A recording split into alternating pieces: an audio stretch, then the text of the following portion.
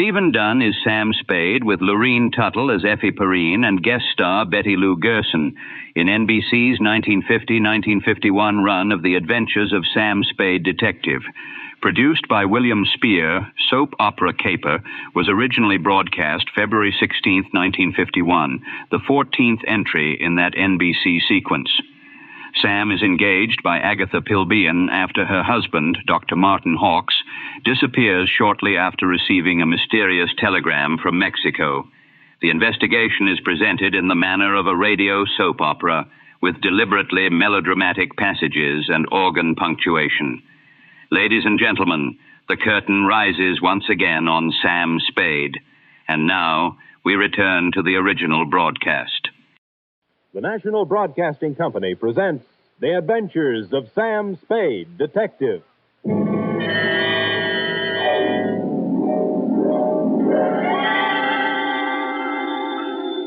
Sam Spade Detective Agency. Me, sweetheart. Was it awful, sir? Excruciating, F. I suffered, girl. How I suffered. But there's no other way, sir.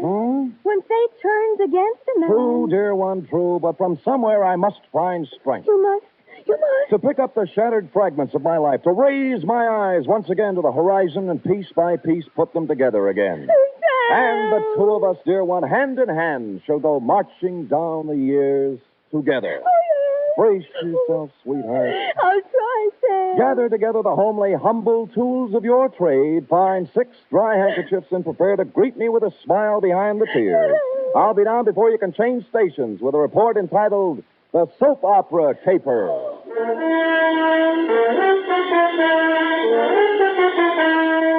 For NBC, William Spear, radio's outstanding producer-director of mystery and crime drama, brings you the greatest private detective of them all in The Adventures of Sam Spade. Sam? Who called, young widder Perrine? Lane F. Is it all over, Sam? Is a soap opera ever over, dear one? Oh, but it's out on the phone like you... I know, but it's not the end. It's never the end. Pull up a chair now. Take a firm grip on pad, pencil, and your emotions. Got 'em? I'm at the ready, Sam. Good show.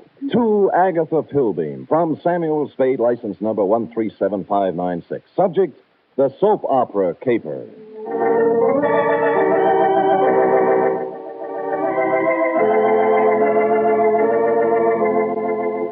How was I to know what was on her mind? This strange woman, this mysterious Agatha Pilbeam, this voice on the telephone, directing me to the big, sprawling house in Hillsborough.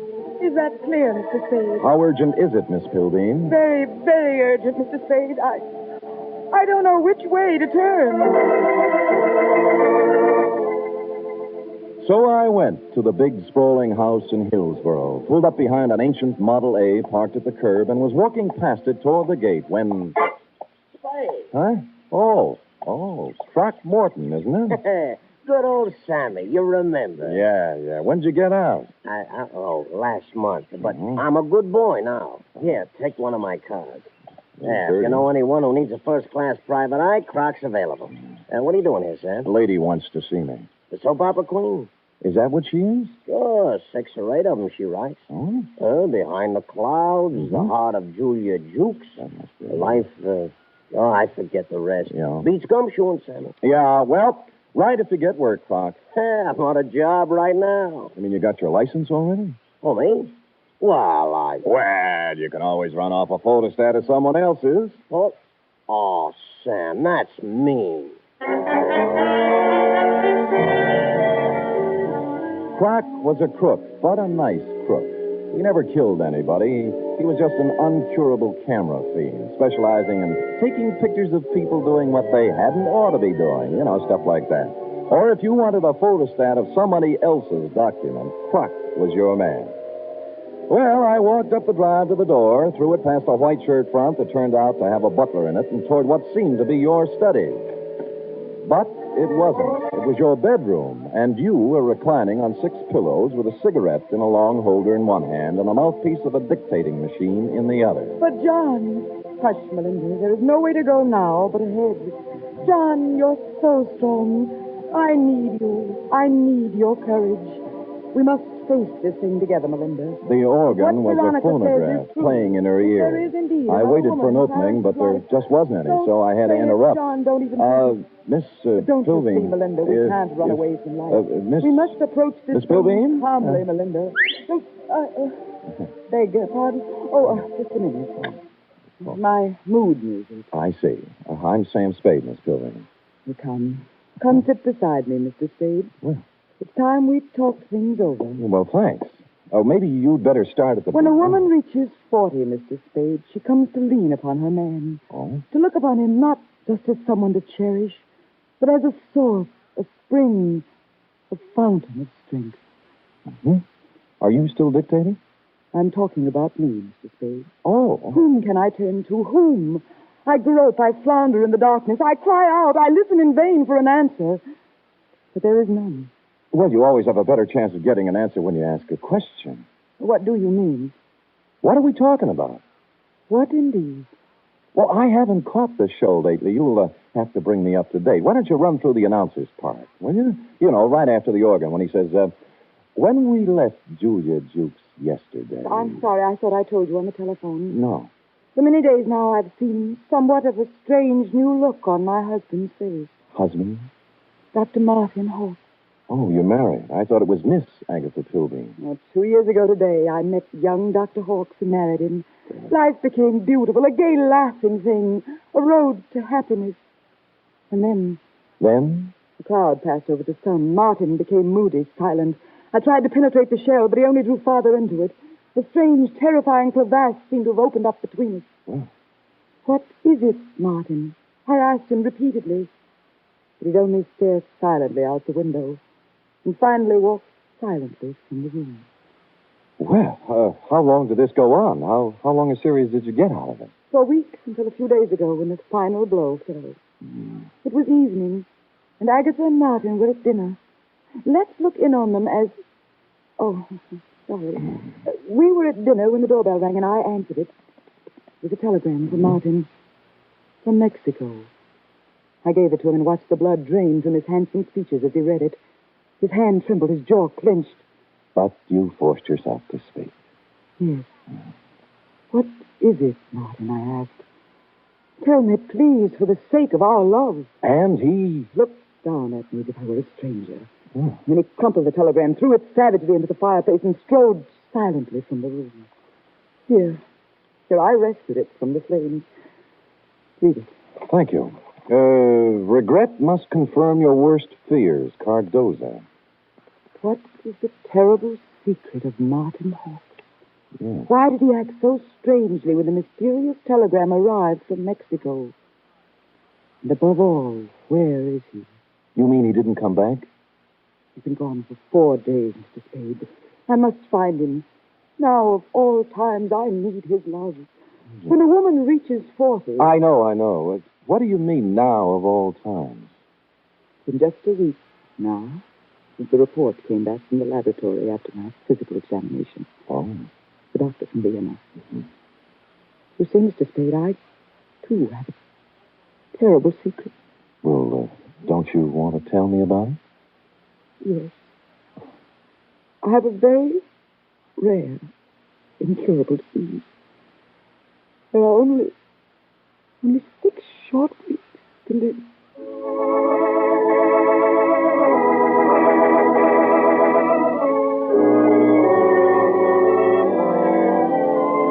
Well, less than an hour after his distressing interview with Agatha, our boy Sammy walked into the beautifully appointed office of young Dr. Hawkes at 450 Sutter to find his nurse, pretty young Nora Sheldrake, a new character, working at her desk in the reception room.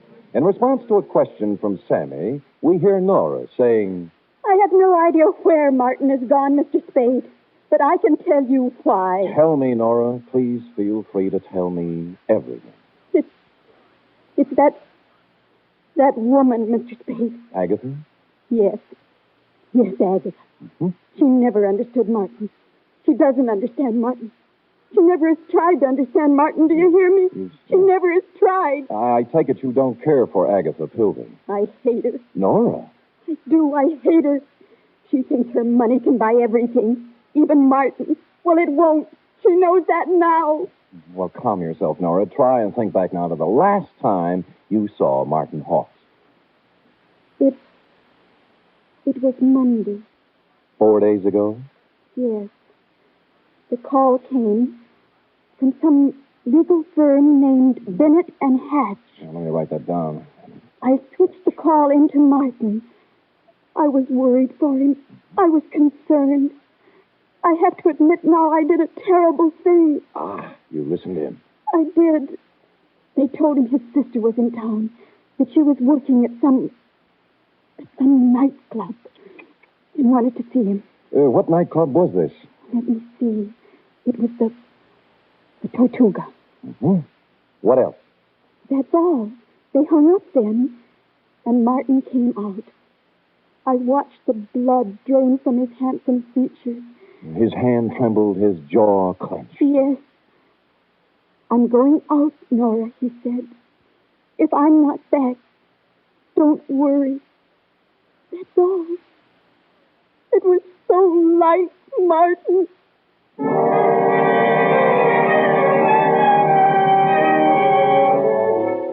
The Tortuga was only a few blocks away on Post Street, so I walked there. We were just tooling up for the dinner trade when I arrived, sailed around backstage like Billy Rose on an inspection tour, found the doorman and showed him the snapshot you'd given me of young Dr. Hawks. Or tried to. Look, young feller, I told you we don't have no dancer here named Hawks. I ain't got time to... Doorman, please, take a look at the picture. No, I ain't got the... What is it? Yeah. Yeah. That fellow was here. That. Tuesday, Monday night it was. Well, who'd he come to see? Wasn't nobody named Hawks, mister. It was Beth Jardine. Well, bless you, Doorman, bless you. Bless you, too. Thank you.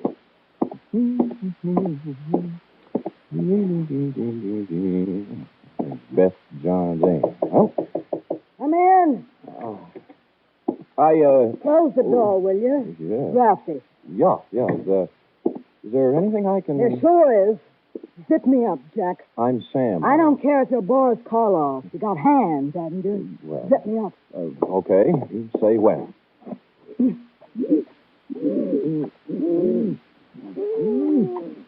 When? Can you breathe? Oh, no. You can't have everything. Ouch. What's on your mind, Jack? Martin Hawks. Sorry, never heard of him. Look, we're getting along beautifully up to now, honey. Let's not spoil it. You not only know Martin Hawks, you're his sister. What makes you think What's I that know? card stuck over there in the mirror? Bennett and Hatch, attorneys at law. Uh-huh. The same Bennett and or Hatch who called Martin Monday afternoon and told him his sister wanted to see him here. Now, what's this all about? I can't tell you. He got a telegram from Mexico. Mexico? Yeah, it upset him something awful. What'd it say? Regret must confirm your worst fears. You're dead, huh? Yeah. Oh, that's great. Great. Pretty hilarious, huh? Jackie just ain't got no idea. I got a piece of advice for you, Jack. Oh? Forget about Marty Hawks and live a long and useful life. Mm-hmm. I got a tip for you, too. You're in a tight spot. Watch that zipper, Jack.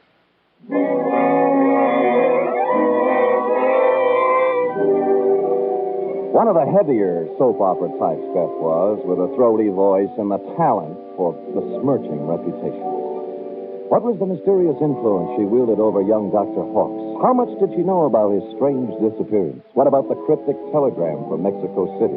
And what about dinner? The last question I could answer. I stopped at Schroeder's for sauerbraten and potato pancakes, ran into Larry Mahoney of Homicide, who was off duty, and we stopped in at a handy alley and bowled until 11. I was walking back down Market Street when I passed the Flood Building, which reminded me of the firm of Bennett and Hatch, who resided there. As a matter of fact, it looked like they were there right now, since the light was on behind the second-floor window with their name on it. Now, the sensible thing would have been to call around 9 in the morning, but as I seldom do sensible things, I hustled up the stairs and down the corridor to their office. Someone other than Bennett or Hatch had put in some time, obviously. The drawers of a dozen or more file cases had been pulled out and dumped on the floor, the desk drawers likewise. And to mark it clearly as the work of a thoroughgoing professional, the safe door was off its hinges. All this took me back to the Model A parked in front of your house this afternoon, Agatha, and I was contemplating same when... Hello? Bennett. Yeah? Good sister, I was scared you wouldn't be there. Tried to get you home. Do it, baby, do it. Pull the string. We'll never make it with this guy. We're through. Pull the string here. Do it, baby, do it. Make it... Hello? Operator! Operator! Operator! I finally got someone at the Tortuga Club who knew where Beth Jardine lived, an apartment on Russian Hill. I didn't stop to ask which apartment, and when I got there, I found I didn't have to. All right, stand back, everybody. Stand back. Dugan. Hello, Sam. What happened? Dame just knocked herself off. Huh? Jumped from a room on the 8th floor. Stand back, you yahoos. There was no need to, but I looked at her anyway, just to make sure. It was Beth, all right. When she said she was through, she meant it. I was just turning to go, and something big in a tan camel's hair brushed past me and bent over the body. Where is she? Where? Beth. Sister. Beth. Beth. Oh.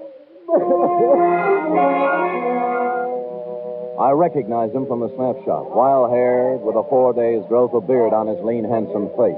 It was Martin Hawks, on the verge of collapse. Officer Dugan and I helped him through the crowd toward the ambulance that had just rolled up, sat him on the running board, and began to question him. What was that again? Your name. What's your name? Why, my name. Of course, my name, I don't know. I don't know my name.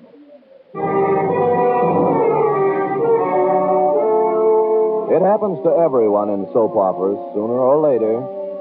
When he filled out the forms on poor Beth Jardine, old Doc Peterson gave Martin a double O, blew his nose, and announced with a twinkle in his eye, Appears to me like young Dr. Hawks has got himself a case of amnesia.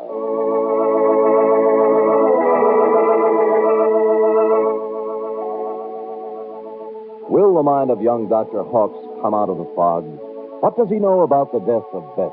Was it murder or suicide or both? And what of the mysterious telegram from Mexico City? Will Agatha ever discover the terrible secret of young Dr. Hawks? And will stupid Sam ever discover anything? Before we continue, a word from our announcer.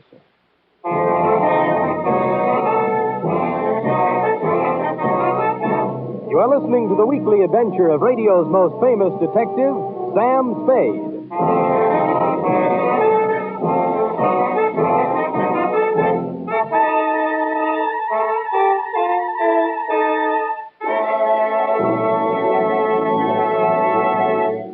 Three chimes mean good times on NBC. Saturday night is date night, but tomorrow poor Dennis Day has trouble with his girlfriend Gloria. However, Dennis manages to sing his way out of trouble in his charming, boyish fashion. And say, why not let Dennis help your Saturday evening along, too? And for more music and fun tomorrow, there's the Judy Canova Show, starring Judy in a melodic and carefree half hour of laughs. And Grand Ole Opry with singing MC Red Foley and his special guest, cowboy troubadour Ernie Tubb.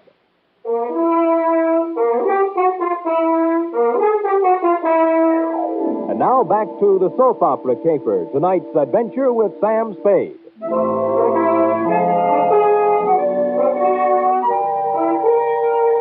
It's a half hour later now, in the sterile whiteness of a hospital room, that the three of us, you, Agatha, I, and old Doc Peterson, gather around the pale, quiet form of young Dr. Hawks. Martin. Martin, speak to me. Martin, darling. Who are you? Agatha, dear. Your own Agatha. Come, Agatha. Let her leave him be for now. Doc, I can't go on when a woman really... I know. You got to be strong, Agatha. Sam, we better leave him be for now. Well, you're the doctor. Oh, Doc, what could have done this to Martin? Oh, shock sometimes. You don't mean... Yes, I'm afraid I do. Seeing his sister, then? Could be. Or sometimes it's just a matter of a body getting into such a fix his mind backs off and refuses to have any part of it. The wire from Mexico City. Eh? His terrible secret. The strange threat hanging over him and his sister. Driving one to suicide. And the other... Did he? Well... No wonder poor Martin gave away before this. Sure. And there's still another explanation. How's that, Sam? That he figured amnesia was a nice, easy way not to have to account for what he's been up to for the last 4 days. Or where he was when the dame took off from the 8th story. Mr. Spade, you're not accusing Martin. There's something buzzing around in his little mind. The nurse tells me she got him into a pair of pajamas and tucked him in nice and cozy before we got here. Well? Yes. Well? You may not have noticed, Agatha, because he pulled the covers up around his neck, but our boy had his clothes back on just now. What? Martin! Hey! He's gone. Indeed, he was Martin, as we could plainly deduce from the open window and the curtains blowing gently out over the fire escape. Young Dr. Hawks, indeed, had packed up his amnesia, his terrible secret, and his toothbrush, and taken off into the night. So I left you sobbing gently on old Doc's shoulder and found me a phone in a drugstore a safe distance away. On the 48th ring, Bennett of Bennett and Hatch attorneys answered. He was sleepy. I used all my soft answers, and he used all his hard ones, and finally we got to the point. All right, Spade, all right. The Jardine dame left a sealed envelope with us. What was in it? How do I know? It was sealed, marked personal and confidential, to be delivered to the city attorney in the event of my death. Signed Beth Jardine Hawks. Signed how? Beth Jardine Hawks. Not Beth Hawks Jardine. No, is it important? Just a tiresome detail, Bennett. So she brought you the envelope, paid your fee, and you stuck it in the vault for her. Then what? Well, she had us call her brother and tell him to meet her at the Tortuga. Period. That ended our part of it. We didn't even get our feet wet. On the contrary, Bennett, you're up to your ears. In what? Blackmail. Bye. Which explained many things. To wit, A, the wire from Mexico City from a lawyer named Cardoza. B, the murder of Beth Jardine. And C, the reason for young Dr. Hawks' mysterious flight from the hospital, his mind still fogged with amnesia. It did not, however, explain why stupid Sam had kept Croc Morton's business card in his vest pocket for 21 pages without doing something about it. The address was near 3rd and Howard, not one of the better business sections, even for a private detective. I walked down 3rd Street past the sherry and muscatel joints, looking at numbers, and then discovered it wasn't necessary. The old Model A was pulled up in front of what might have been a respectable office building before the earthquake, but now couldn't decide whether to be a warehouse or a tenement. Thus far, a harmonious picture. But behind the Model A was something twice as long and 3 times as shiny, with a motor running. Out of place by about $4,000. Out kind of late, aren't you, Nora? Oh, Sam! Nora. Sam! Nora. Don't reach for the horn. But he told me... Sure, and you believed it, like everything else he told you. Come on, get out. I will not get out. Oh, but you will. I'll pull you out by your pretty blonde hair. Come on. That's it. You can't do this to me, Mr. Spade. Nothing can stop Martin and me. We have our right to happiness. Uh-huh. Just the two of you. Chins up, eyes on the horizon. Let the dead past bury its dead. How can you joke It's no joke, believe me. You got taxi fare? Why? Because you're going to get in my cab, go home, put your hair up in curlers, and go to bed. After saying to yourself 1,000 times, what a lucky little girl you are that Martin Hawks didn't shove you out a window, too. Now, scoot. Scoot! It was a kind of a dark stairway that made me yearn for the comfortable feel of a shoulder holster under my left arm. At the top was a 3.5-watt bulb, and at the other end of the hallway, a crack of light under Croc's office door. Between the two was a cat, more's the pity. So abandoning my stealthy approach, I walked up to the door, turned the knob, stuck my hand in my side coat pocket like Edward G. Robinson, and kicked the door open. Croc was sitting at his desk behind a stack of bills. The closet door was just closing softly. Who was in the closet? And did he still have his toothbrush, his terrible secret, and his amnesia with him? Wow. Sammy. Yeah. You took me up on it right quick, huh? Uh-huh. Yeah, have a chair. I sat on a chair in the corner out of line of the closet door behind the desk. Oh, Sammy. You got a job for me, huh? Yeah. You don't look like you need a job, Croc. Huh? Oh, this? Yeah. Oh, this is nothing. Good day at the track, that's all. What's on your mind? Remember the Blennerhassett job? Huh? The one with the letters before you went up? What are you talking about, sir? The shakedown, Croc. The dame who wanted you to get the letters back. Remember? You know, so you got them for her, delivered and collected after you had the photostats made. Sam, you're crazy. I never done no such thing. You can level with me, Croc. You collected on the photostats for 8 years. Oh, wait, Sam. Well, forget it. Anyway, I got another one. Dr. Martin Hawks, married to the soap opera queen, you know. What about it, Sam? She's worth a couple of $1 million and has 6 weeks to live. As her husband, he's her only heir. Nice spot to be in. Yeah. Only he isn't her husband. Huh? Because the Mexican divorce from his first wife, the late Beth Jardine Hawks, wasn't legal, you know. What? She blew in a month ago and began shaking him down after leaving the marriage certificate and a batch of other papers with some lawyers for life insurance. Sam, I just ain't interested. When in you hear whether- the payoff, Croc, it's just like the dame with letters. What do you mean? Hawks hired someone to crack the lawyer's office and get the papers out of the safe. Some smart guy, an unfrocked private eye who doesn't have a license.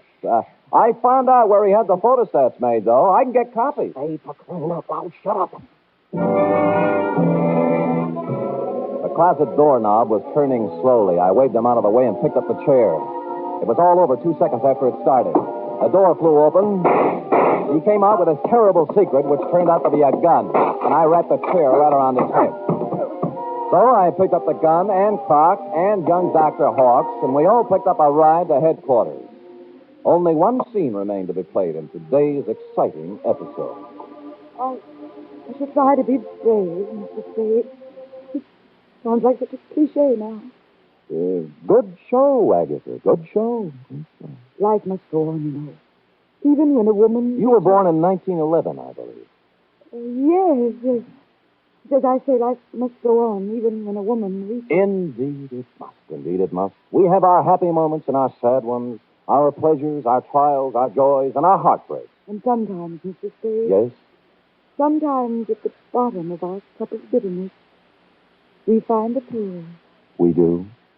The laboratory, too. A mistake, definitely. They got yours mixed up with someone else's, and you have no incurable disease and many years of happiness ahead of you. Yes, Mr. Spade. But happiness? I wonder. Can a woman past 40, whose husband is a convicted murderer, find happiness? Alone? Good show.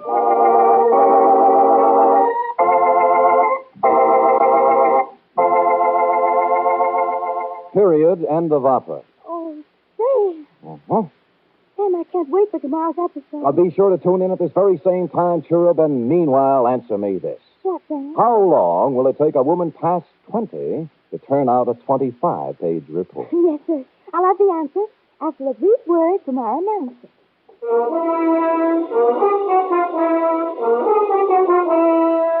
3 chimes mean good times on NBC. Tomorrow, Arturo Toscanini will conduct the renowned NBC Symphony in the 4th of the Saturday concert series. For tomorrow's 1-hour performance, celebrated Maestro Toscanini has chosen works by Debussy, Respighi, and Edward Elgar. You're invited tomorrow to the NBC Symphony and Toscanini.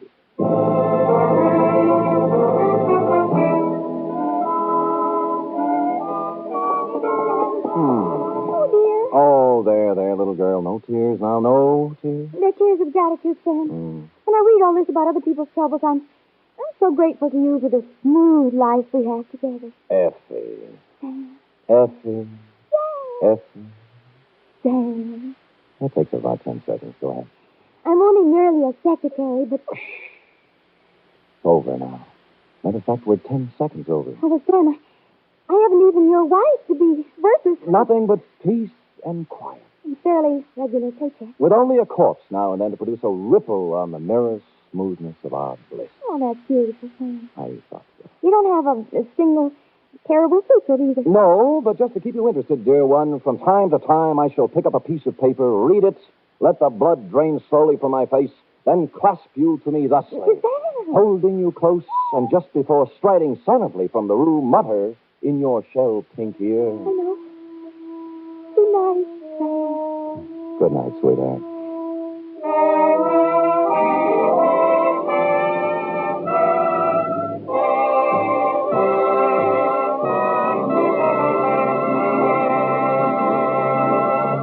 The Adventures of Sam Spade are produced, edited, and directed by William Spear. Sam Spade was played by Stephen Dunne. Lurene Tuttle as Effie. Script for tonight's adventure by Harold Swanton. Musical scoring by Lud Gluskin, conducted by Robert Armbruster. Join us again next week, same time, for another adventure with Sam Spade. Join the magnificent Montague and have fun at Duffy's Tavern on NBC. That brings the curtain down on Soap Opera Caper. Follow the adventures of Sam Spade Detective for more classic detective radio.